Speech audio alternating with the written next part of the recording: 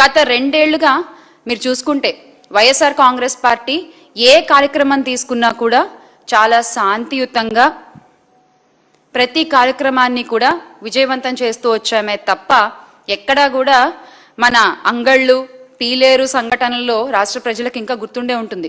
చంద్రబాబు గారు కార్యక్రమాల సందర్భంగా పోలీసులపై దాడి చేయడం, బస్సులు తగలబెట్టడం ఇలాంటివి చేశారు.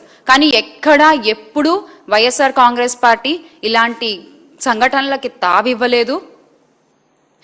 పోలీస్ వ్యవస్థని గౌరవిస్తూ వాళ్ళకి సపోర్ట్ చేస్తూ చాలా శాంతియుతంగానే మనం ఏ కార్యక్రమాన్ని చేపట్టినా కూడా చేస్తూ వచ్చాం.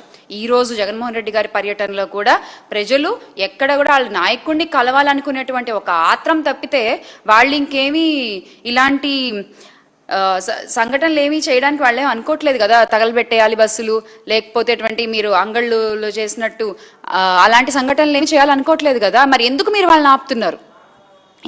ఎందుకంటే మీకు ఒక భయం. జగన్మోహన్ రెడ్డి గారికి ఇంత ప్రజాదరణ ఉంది, జగన్మోహన్ రెడ్డి గారికి ప్రజాబలం పెరిగిపోతుంది.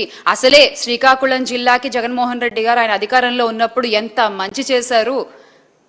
ఇప్పుడు మళ్ళీ జగన్మోహన్ రెడ్డి గారు శ్రీకాకుళం జిల్లాకు వస్తే అవన్నీ కూడా మళ్ళీ ప్రజలకి ఒక కృతజ్ఞత చెప్పుకునేటువంటి అవకాశం దొరుకుతుంది. అక్కడ ప్రజలకి మనం ఆపమన్న ఆగరు అనేటువంటి ఒక అభద్రతా భావం, ఒక భయం మీలో ఉంది. కాబట్టి ఈ రోజున జగన్మోహన్ రెడ్డి గారిని ఆపేటువంటి ప్రయత్నం చేస్తున్నారు.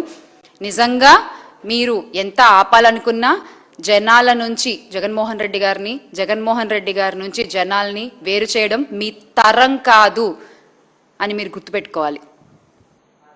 మీరు ఎన్ని ఆంక్షలు పెట్టినా కూడా వాళ్ళు కలుస్తారు వాళ్ళ నాయకుడిని. ఎందుకంటే ఆయన ప్రజానాయకుడు. ఆయన ప్రజానాయకుడు. ప్రజల్ని ఆయన గుండెల్లో పెట్టుకుని చూసేటువంటి నాయకుడు. మీలా కాదు కదా. ప్రజలు ఎందుకు కలవాలనుకోరు చెప్పండి ఆయన్ని.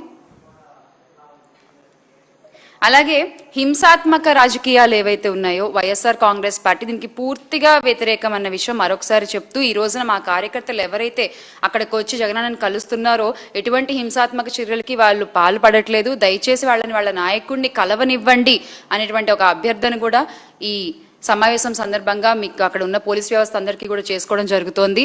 ఎందుకంటే చట్టబద్ధంగా పోలీసులకి సహకరిస్తూనే వైఎస్ఆర్ కాంగ్రెస్ పార్టీ ఇప్పటి వరకు కార్యక్రమాలు చేస్తూ వచ్చింది. అలాగే ఈ రోజు కూడా మా మాజీ మంత్రివర్యులైనటువంటి అప్పలరాజు గారిపై ఒక అక్రమ అరెస్ట్ జరిగింది, అన్యాయంగా అరెస్ట్ జరిగింది.